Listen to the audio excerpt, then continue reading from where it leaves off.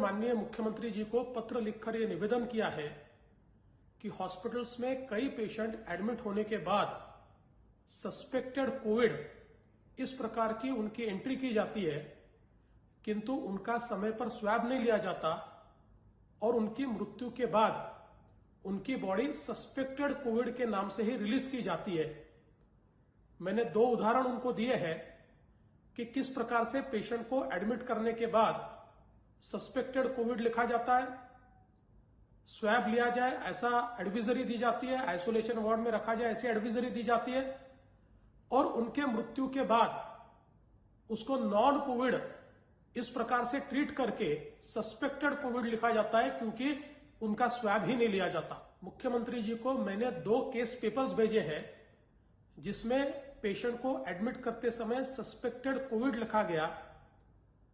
उनके एडवाइजरी में स्वैब लिया जाए, आइसोलेशन में एडमिट किया जाए ऐसा लिखा गया, और एक पेशेंट तो 4 दिन हॉस्पिटल में रहा और उसकी मौत हो गई, फिर भी उसका स्वैब नहीं लिया गया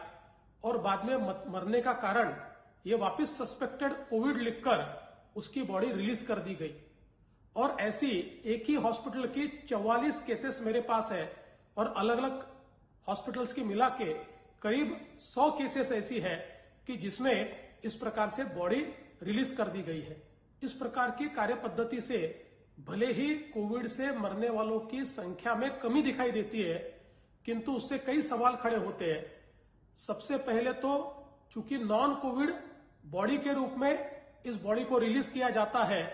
तो उसके अंत्य संस्कार भी नॉन कोविड बॉडी की तरह ही किए जाते हैं। साथ साथ कोविड पेशेंट के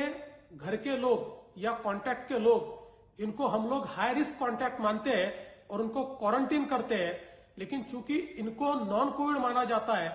तो घर वालों को न क्वारंटीन किया जाता है न उनकी कोई टेस्ट की जाती है,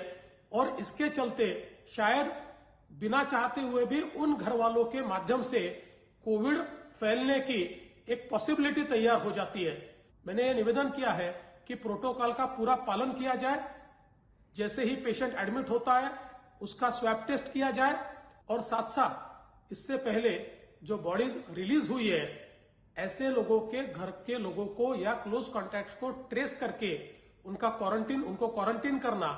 और उनकी टेस्ट करना, ये भी कार्रवाई की जाए।